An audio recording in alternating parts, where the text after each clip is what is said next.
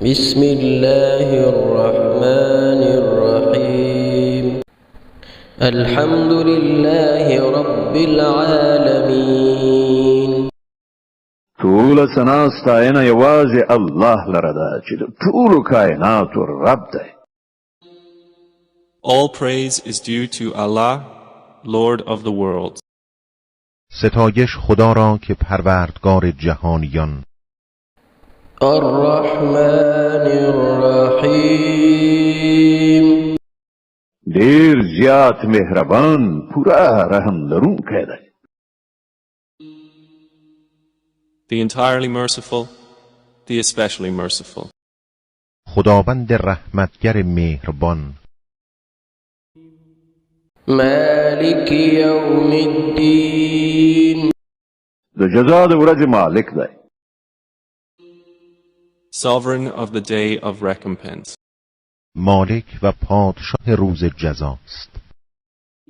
ایاک نعبد و ایاک نستعین مونږ همدا ستا عبادت کوو او همدا ستانه مرسته غواړو. It is you we worship and you we ask for help. تو را می پرستیم تنها و بس، به جز تو نجوییم یاری ز کس. اهدنا الصراط المستقیم مونږ ته سمه لاره وښیه. Guide us to the straight path.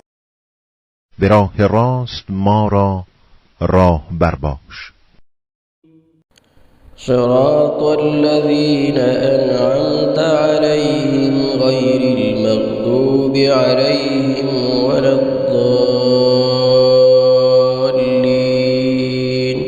د هغو کسانو لار چې تا پرې پیرزوینه کړې ده چې غصه پرې نه ده شوې او بېلارې شوي نه دي.